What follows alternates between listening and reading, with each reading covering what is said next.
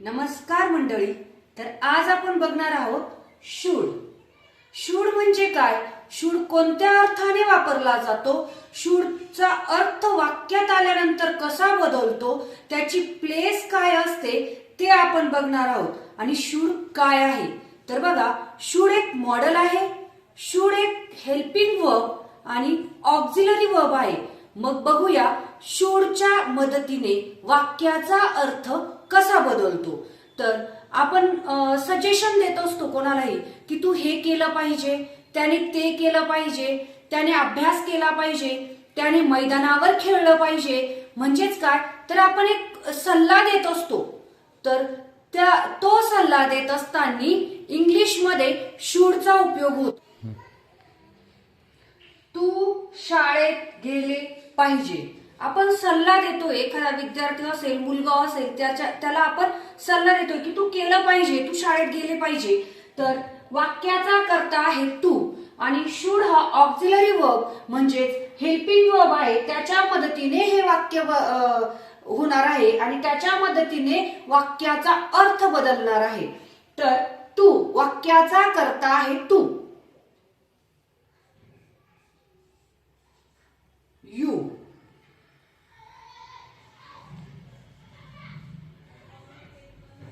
Should. कर्ता नंतर येतो ऑक्झिलरी वर्ब शूड.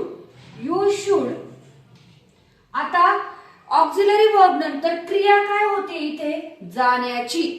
त्याच्यामुळे आपण इथे घेणार आहोत गो. You should go. आणि कुठे जाणार आहे, शाळेत. To school.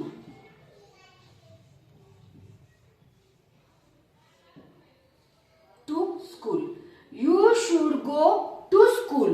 तू शाळेत गेले पाहिजे, त्याने अभ्यास केला पाहिजे. आता इथे मी असं हे करेल की आपण ऑक्झिलरी वर्ब बघत असताना काही कर्तानुसार बदलतात. तर इथं कर्ता कोणताही असो शूडच वापरला जातो, म्हणून मी वेगवेगळ्या प्रकारचा कर्ता घेणार आहे वाक्यामध्ये. त्याने अभ्यास केला पाहिजे. अभ्यास करणारा, क्रिया करणारा आहे तो, म्हणून ही. ही नंतर येतो शूड.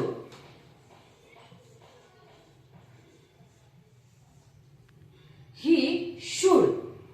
काय काय केलं पाहिजे, काय क्रिया करणार आहे कर्ता.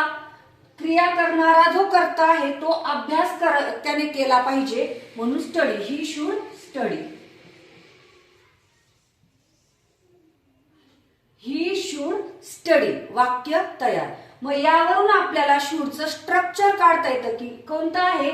सब्जेक्ट म्हणजे कर्ता एक number, S plus model should.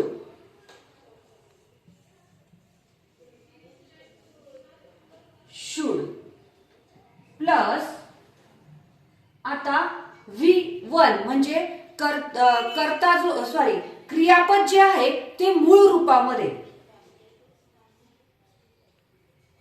आणि प्लस ऑब्जेक्ट. उरलेलं वाक्य. सब्जेक्ट कर्ता 2 नंबरला आहे शूड, जे मॉडेल आहे ते. त्याच्यानंतर मेन वर्ब जे आहे ते मूळ रूपामध्ये लिहायचं आहे आणि त्याच्यानंतर उरलेलं वाक्य. आता बघूया त्यापासून आपण कसा प्रश्न विचारतो की मी इथे गेले पाहिजे का, मी तिथे गेलं पाहिजे का, मी हे करायला पाहिजे का. जसं की आपण सल्ला देत असतो की तू हे करायला पाहिजे, तू ते करायला पाहिजे, तू हे करायला हवं किंवा नको. तर तसंच मी हे करायला पाहिजे का असं आपण कोणाला तरी सल्ला विचारतो, त्यावेळेस प्रश्न तयार होत असतो. आणि तो प्रश्न तयार होत असताना फक्त काय करायचं असतं, शूड हा 1 नंबरला घ्यायचा असतो, जे ऑक्झिलरी वर्ब असतं ते 1 नंबरला घ्यायचं आणि कर्ता 2 नंबरला घ्यायचा. फक्त दोघांमध्ये जागा चेंज होत असते. ती कशी ते बघूया. शूड. शूड. शूड आला आधी. मी तिथे गेले पाहिजे का, तर शूड कर्ता आहे आय. शूड आय क्रिया आहे जाण्याची. शूड आय गो तिथे there.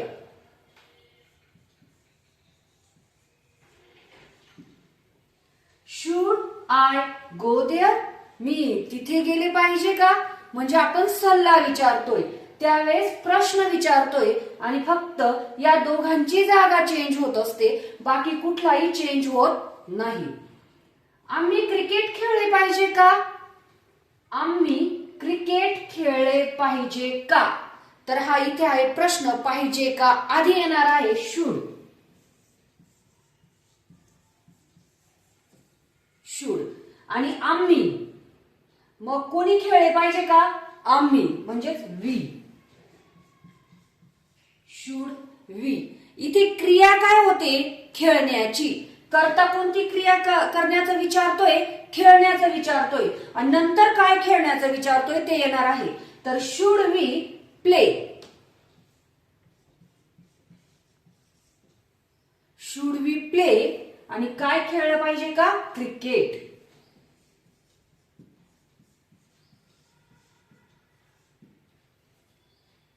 Should we play cricket? आम्ही क्रिकेट खेळले पाहिजे का? तर प्रश्न तयार झाला. आपण सल्ला कोणाकडनं तरी घेतोय. त्याचं स्ट्रक्चर काय आहे? तर शुड एक नंबरला, शुड प्लस सब्जेक्ट करणारा कर्ता प्लस वर्बचे मूळ रूप आणि प्लस ऑब्जेक्ट, हे आहे त्याचं स्ट्रक्चर. तर आपण वर्तमान काळामध्ये सल्ला देत असताना बघितलं की तू हे करायला पाहिजे, तू खेळायला पाहिजे, तू क्रिकेट खेळायला पाहिजे, असं वर्तमान काळामध्ये आपण म्हटलो की वर्तमान काळामध्ये सल्ला पण घेतला प्रश्न करून की तिथे जायला पाहिजे का? मी तिथे शाळेत जायला पाहिजे का? पाहिजे का असा मी सल्ला घेतला. हे पण वाक्य आपण बघितले. तर आपण पास्ट मध्ये बघणार आहोत, म्हणजे भूतकाळामध्ये सल्ला कसा? तर मी क्रिकेट खेळायला पाहिजे होते का? किंवा मग मी क्रिकेट खेळायला तू क्रिकेट खेळायला पाहिजे होते, त्याने क्रिकेट खेळायला पाहिजे होते, तिने लिहायला पाहिजे होते, तिने पत्र लिहायला पाहिजे होते, तिने अभ्यास करायला पाहिजे होता. बघा, यातून एवढंच सांगायचं आहे की कर्ता कोणताही असो त्याच स्ट्रक्चर प्रमाणे चालायचं आहे, स्ट्रक्चर बदलणार नाही. जसं की आपण काही ऑक्झिलरी वर्ब मध्ये कर्तानुसार स्ट्रक्चर बदलत होतं, तर असं नाही. कर्ता सिंग्युलर असो की प्लुरल असो, म्हणजेच एकवचनी असो की अनेक वचनी असो, तर आपल्याला याच स्ट्रक्चर प्रमाणे जायचं आहे, कुठलाही चेंज होत नाही. म्हणून कर्ता मी वेगवेगळा घेतलेला आहे, एकवचनी आणि अनेक वचनी, हे समजण्यासाठी आणि सगळे डाऊट क्लिअर होण्यासाठी. तर बघा, आता आपण बघणार आहोत पास्ट मध्ये सल्ला. तू मदत करायला पाहिजे होती, सल्ला देत असताना की तू मदत करायला पाहिजे होती भूतकाळामध्ये, तू करायला पाहिजे होतं, तू हवं होतं. तर हे करत असताना वाक्याचं स्ट्रक्चर बघूया, म्हणजे वाक्य कोणत्या प्रकारे बनतं. तर बघा, तू मदत करायला पाहिजे होती. तू मदत करायला पाहिजे होती, वाक्याचा कर्ता आहे तू.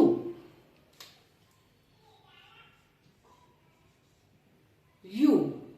आता वाक्यामध्ये एकवचनी कर्ता असो की अनेक वचनी कर्ता असो, शुड हॅवच वापरला जातो भूतकाळामध्ये सल्ला देत असताना. Should have.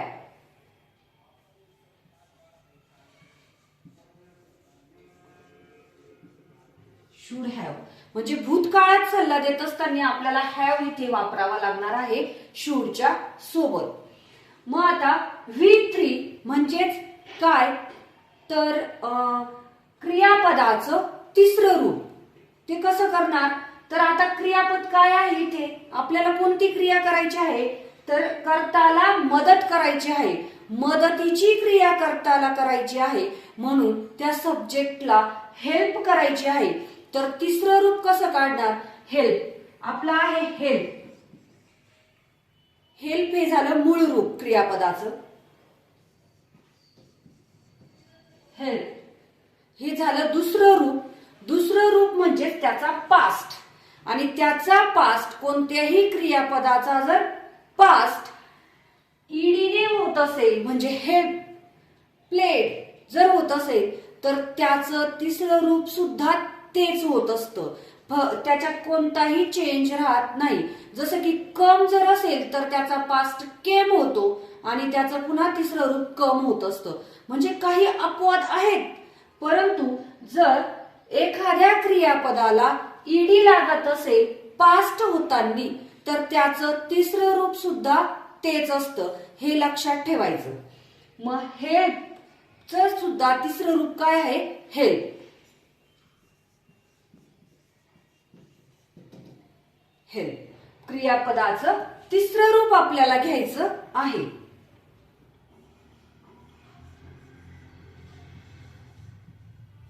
हेल्प म्हणजे यू शुड हॅव हेल्प, म्हणजे तुला मदत करायला, तू मदत करायला पाहिजे होती. तू मदत करायला पाहिजे होती. भूतकाळामध्ये आपण सल्ला, भूतकाळातल्या क्रियेसाठी आपण सल्ला देतोय, म्हणजे शुड हॅव इथे वापरला आणि क्रियापदाचं तिसरं रूप आपण घेतलेलं आहे. तिने पत्र लिहायला पाहिजे होते. भूतकाळात तिने पत्र लिहायला पाहिजे होते, म्हणजेच आता कर्ता आहे ती. आता हा अनेक वचनी वरच्या वाक्यामध्ये कर्ता घेतलेला आहे आणि हा एक वचनी का घेतलेला आहे की गोंधळ व्हायला नको, कारण इथे कुठलाही चेंज आपल्याला अनेक वचनीनुसार किंवा एक वचनीनुसार करायचा नाही. तर तिने पत्र लिहायला पाहिजे होते. तर बघा, कर्ता आहे, पत्र लिहिणारी आहे ती, म्हणजेच कर्ता आहे ती, शी. त्याच्या लागूनच शुड हॅव,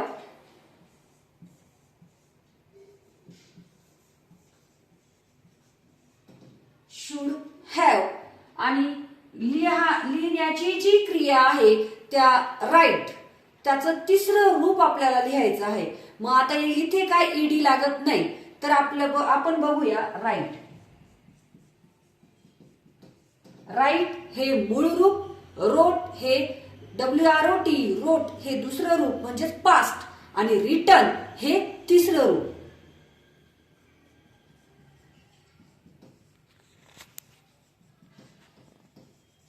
रिटर्न म्हणजे क्रियापदाच्या तिसऱ्या रूपाला V3 असं म्हणतात, म्हणजेच आपल्याला तिसरं रूप लावायचं आहे रिटर्न.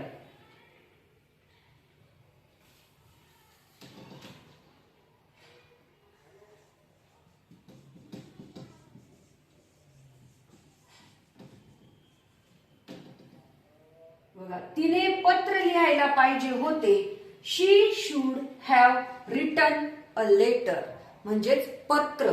काय लिहायला पाहिजे होतं? आधी क्रिया आली, क्रियापद, ऑक्झिलरी वर्ब नंतर क्रियापद, क्रियापदानंतर जे लिहायला पाहिजे होतं ते ऑब्जेक्ट काय असेल ते, म्हणजे वाक्याची रचना. इंग्लिश हे पाठांतर करून शिकली जाणारी लँग्वेज नाही, तर ती अंडरस्टँडच करावी लागेल. म्हणजेच वाक्याची रचना जर आपल्याला कळाली तर इंग्लिश समजलं. तर याचं स्ट्रक्चर बनतंय कर्ता एक नंबर म्हणजे सब्जेक्ट, क्रिया करणारा, subject plus should have,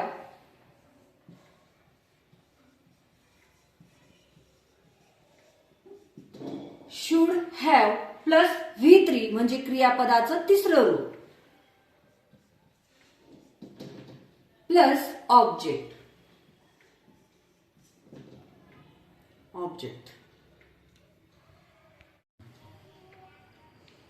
should be असायला पाहिजे, म्हणजेच कर्ताने काय असायला पाहिजे किंवा कर्ता कुठे असायला पाहिजे ह्याच्यामध्ये दर्शवलं जातं. म्हणजेच तू शाळेत असायला पाहिजे, तू ऑफिसला असायला पाहिजे, त्याने डॉक्टर असायला पाहिजे, ती डॉक्टर शिक्षिका असायला पाहिजे.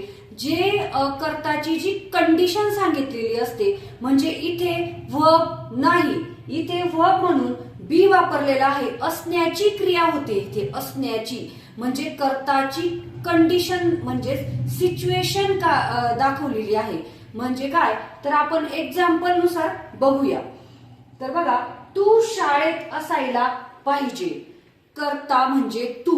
तर तू कुठे असायला पाहिजे? शाळेत असायला पाहिजे. तू कोण असायला पाहिजे? तू काय असायला पाहिजे हे सांगण्यासाठी शुड बी चा वापर होत असतो. तर एक्झाम्पलने डाऊट क्लिअर होतील. तर तू शाळेत असायला पाहिजे, करता आहे तू. यू. शुड बी असायला पाहिजेला शुड बी.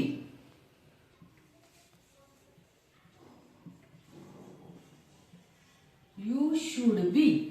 आणि कुठे असायला पाहिजे? शाळेत.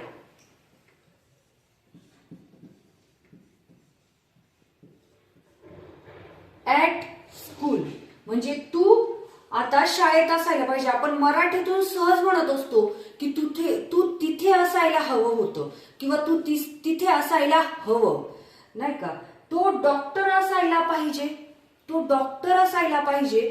मग डॉक्टर म्हणजेच काय, तो कोण असायला पाहिजे किंवा काय असायला पाहिजे इथे दिलेलं आहे. आणि तू कुठे असायला पाहिजे इथे दिलेला आहे.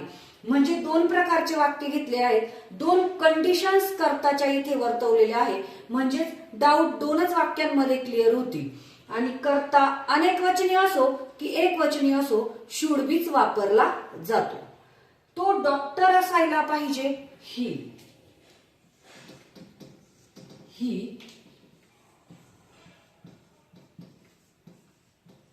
शुड बी असायला पाहिजे, अ डॉक्टर. डॉक्टर.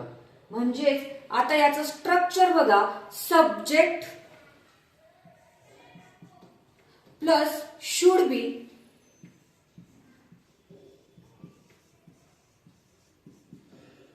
प्लस आता इथे जो आहे बी हा मेन वर्ब म्हणून वापरला गेलेला आहे. म्हणजे वर्ब नाहीच इथे, क्रिया होतच नाहीये, फक्त असणं दाखवतंय. तर असणं दाखवण्यासाठी बी चा उपयोग झालेला आहे. म्हणजे should be plus object.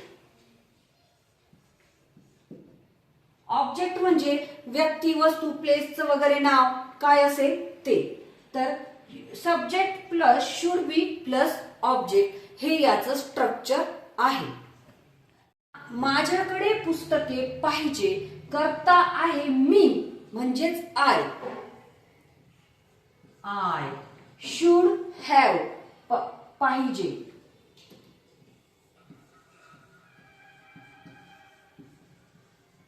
Should have. आणि काय पाहिजे? पुस्तके म्हणजेच बुक्स.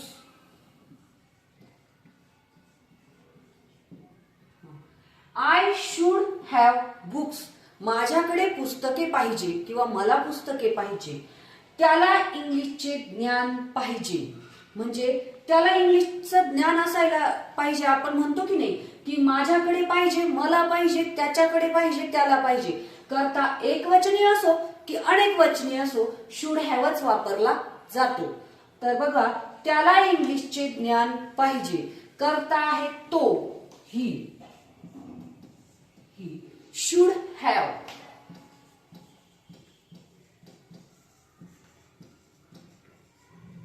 He should have. आता काय पाहिजे त्याला? ज्ञान, नॉलेज.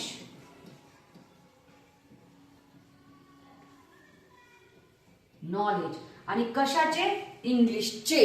ऑफ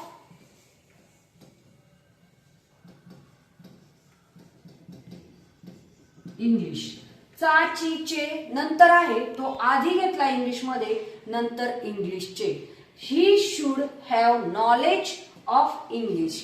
त्याचं स्ट्रक्चर काय बनतंय? तर सब्जेक्ट एक number plus should have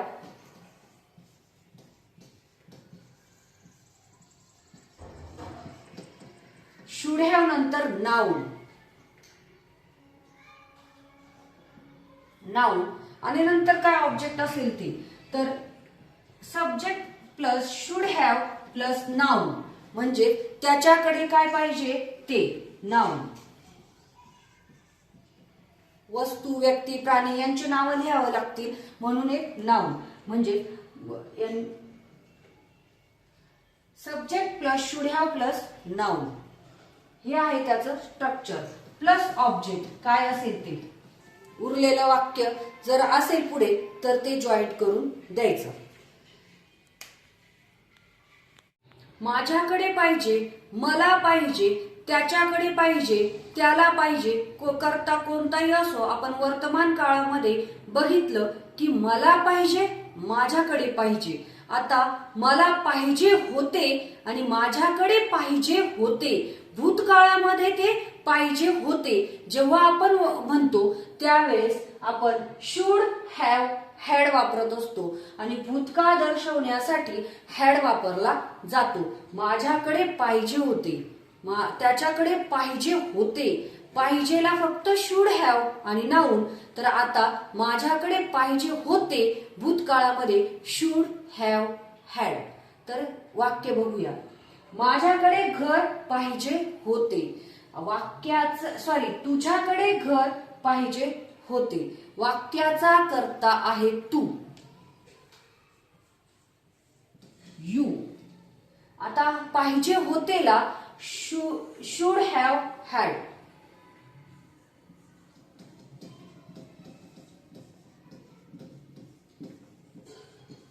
had. आणि काय पाहिजे होते तुझ्याकडे भूतकाळामध्ये? घर, house.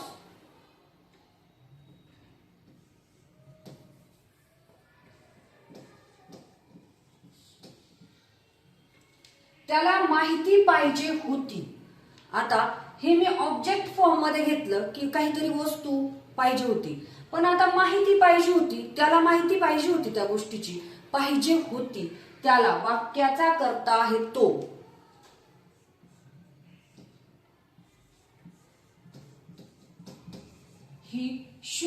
He should have had.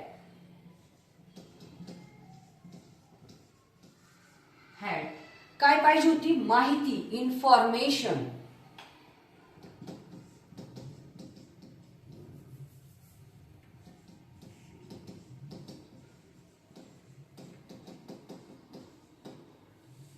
म्हणजे भूतकाळामध्ये त्याला ती माहिती पाहिजे होती, त्याला मराठीचे ज्ञान पाहिजे होते, त्याला कम्प्युटरचे ज्ञान पाहिजे होते. हे म्हणण्यासाठी सुद्धा आपण पाहिजे होती, होते हे वापरू शकतो. मला पाहिजे होते, माझ्याकडे पाहिजे होते. तर त्याचं स्ट्रक्चर बनतंय सब्जेक्ट प्लस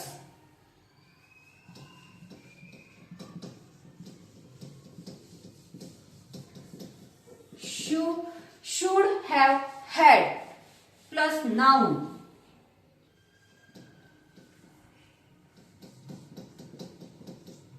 प्लस ऑब्जेक्ट. काय उरलेलं वाक्य जॉईन करायचं. He should have had information, त्याच्याकडे माहिती पाहिजे होती. Subject plus should have had plus noun plus object. म्हणजेच हे झालं वाक्याचं स्ट्रक्चर. तर शुड सगळ्यांना समजलं असेल, सगळे डाऊट्स क्लिअर झाले असतील अशी अपेक्षा करते. आणि तुम्हाला जर व्हिडिओ आवडला असेल तर व्हिडिओला लाईक करा, शेअर करा आणि चॅनलला सबस्क्राईब करा.